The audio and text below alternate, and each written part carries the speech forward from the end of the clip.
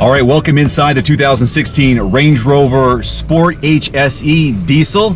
I have a guest co-pilot today, so please introduce yourself for my audience. I'm Paul Cooper with Land Rover North America, one of their driving instructors.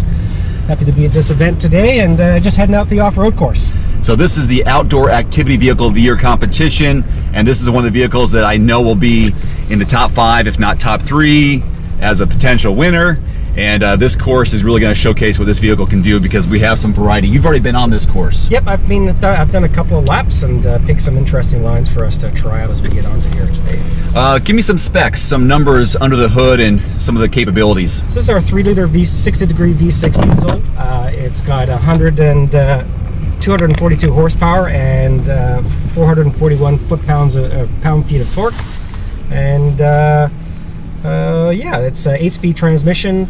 This vehicle also has air suspension, of course, so we're now at the off-road height, and we're also in low range on the 2-speed transfer case. So I said 8-speed transmission with a 2-speed transfer case. It gives us 16 gears to choose from in forward motion, right, and two reverse gear ratios. So that's one of the things that makes these vehicles so capable, is that we can tackle very steep obstacles, very tricky obstacles in low range, in a low gear set, so we can bring all the power of that diesel engine at a very low road speed. And that's one of the big differences between, you know, a true off-road vehicle and perhaps some part-time vehicles that only have a single-speed transfer case. So Paul, talk about the different driving modes we have down here, please. Yeah, we have, as we've had in all our Land Rover vehicles since 2004, we have a system called Terrain Response. And it's a fairly complex system, the way it interacts, and a very integrated system with the vehicle's traction control, you know, throttle response, gear changes, the differential locks, how aggressively they lock or unlock depending if they're steering wheel input and throttle input. Basically have 5 settings. Well, now we have 6 settings. We have special programs off. We have grass, gravel, snow, mud and ruts, sand mode, rock crawl mode, and now we have, with the second generation terrain response, we have an automatic mode, which will blend all of those different attributes of some of the special programs together automatically for us to help us get through terrain. Okay. Just to give you a real brief sample of what that actually means, if we select grass, gravel, snow, we're telling the vehicle we're on a very, very slick surface.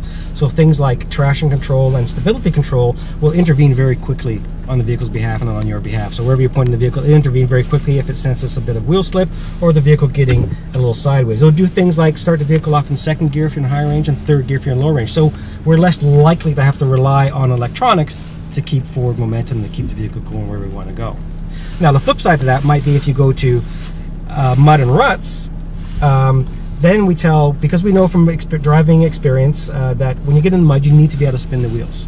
So if you have a traction control system that just sort of works in one parameter, stopping that wheel from spinning, well, you're going to have a hard time getting through deep mud or perhaps even deep snow. So if we select mud and ruts, that allows all the wheels to spin a lot more.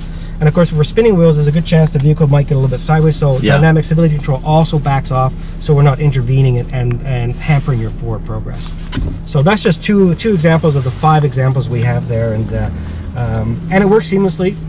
And even if you're driving, like, you know, 100 miles an hour down the highway, you can switch to any of the modes, and none of the changes are catastrophic.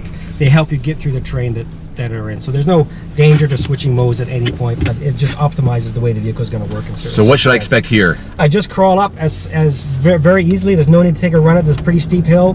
The vehicle will just use all of that torque, and because we're in low range, we can actually see the automatic mode on terrain response is optimizing things like the differential lock, the traction control system to help make that pretty easy. Even a graph that says severity level, and it's got one of the bars. Yeah, that's looking at the actual tilt of the vehicle. Okay. Right? So all terrain based. Terrain, yep. And then of course we have articulation, which is looking at the suspension, all 4 suspension positions. Because obviously, if you have a wheel that's really compressed and another one that's at full extension, there's a good chance that full extension wheel is going to need some help with traction, because maybe it's just barely touching the road or it's right off the road. So it's making these calculations about 500 times a second to help us get through here. And we had hill descent control on, so when I was going down that hill, I had nothing on the gas or the brake, and it went on its own. That's right. Yep, that's right. And hill descent control works on target speed, so for each of the 16 different gear ratios in here, we have a specific target speed that hill descent control will start to kick in and keep the vehicle at that speed. Now, you can adjust that target speed with the cruise control buttons. Now, let's just slow up here a little bit. See this little, you're going to go up there. Yeah. Oh, I like that. Yeah, a little bit of more severe terrain there. So the trick here is we'll just get our vehicle straightened out a little bit. Okay. And then we want to put a little bit of gas, not a lot, just to get us up there. And just stay on the gas. Remember I was talking about traction control, you got to stay in the throttle. Okay, go. For the work. Yeah, go. A little more. There you go. A little more. Perfect. What's the ground clearance? Keep her going and off to the right a little bit. Oh my just gosh. keep on the throttle perfectly. What's the ground clearance is about 11 inches. Oh, no wonder. Yeah, there you go. Right, straighten out the wheel. Perfect. Oh, I got a heads-up display in the glass. That's right. That's right. Now, one thing people do a lot, and you know, I didn't get a chance to talk you through that a little bit, is if you start turning the wheel a lot and the vehicle stops going forward, try and get that wheel straight, because the straighter those front wheels are, the easier it is for the vehicle to get going, right? If you got them fully locked over, then it tends to plow that much. So let's grab first gear, so just slide that shift lever over towards you, and just pull back one, make sure it's in first. Perfect. There's no gas. This is S2 now. Let's go pull back for 1. S1? Oh, sorry, S1, yeah. Okay. Forward for 1, sorry. And now hill descent, I'm not touching anything? Nope, that's right. Just let it go down nice and easy. Perfect. That's it. Yeah. Okay. And yeah, back on the gas, you can slide that shift lever back over the drive because the terrain's fairly flat here. Okay. In a nutshell, we tend to use drive when it's flat or going uphill, and then we'll grab first gear or second gear when we're going downhill. Man, I love these vehicles. These are so fun to drive off-road, and the luxury. Straight over the bumps there. The luxury element. Go ahead. Take them at a bit of an angle. So okay. Yeah, start left and make your way slowly right. That's it. Perfect. And that's cross stitching, right? So that just involves one wheel at a time going over the bump instead of the whole front end trying to jump over that. Makes for a smoother ride, and it gives you a little better control. So the suspension is adjusting too, right? So we don't have any wheels off the ground. Well, it's doing what it can. Obviously, if the terrain's severe enough, we you know, often some of our courses we will pull wheels off the ground. Yeah. And that's when we look to our diff lock and our traction control to keep torque going to the wheels that are able to keep us going in a forward momentum. And we're going to go for the locks here. Same thing, start at one side and go across at an angle. So just a nice, slow, you know, sort of to the right a little bit. Perfect.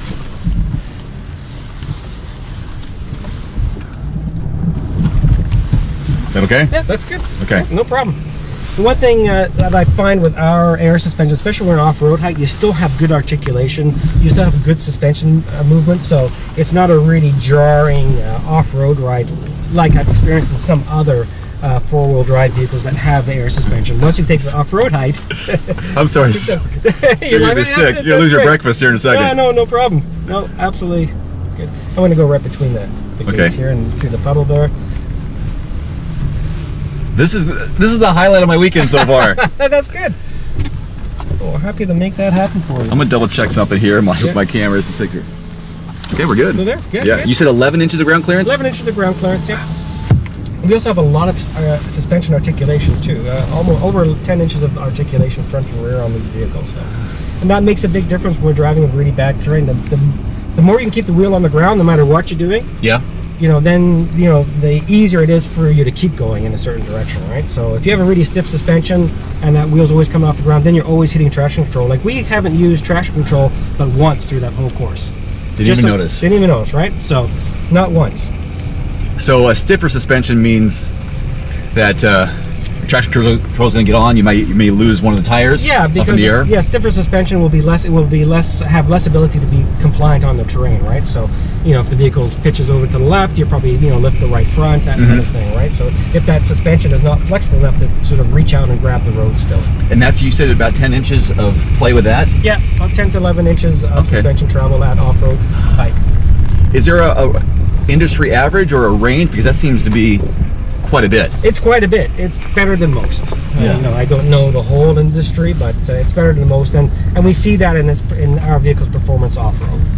It really makes things look quite easy. Can you give me some numbers on the fuel economy? Fuel economy, this averaged about 22, with a diesel engine, about 22 miles per gallon. Okay. It has a 23.5 gallon tank, and it has a range of about 660 miles. Okay. So that's pretty impressive. It's about 35% more torque than the gasoline, supercharged gasoline V6 engine. MSRP? This vehicle winch today, $84,000. The diesel starts at about $66,000. Thank you so much for taking me on this tour. This was fantastic. Hope people got a lot out of this 2016 Range Rover Sport HSE Diesel. All right, I'm Dave Erickson. Thanks for watching. We'll see you later.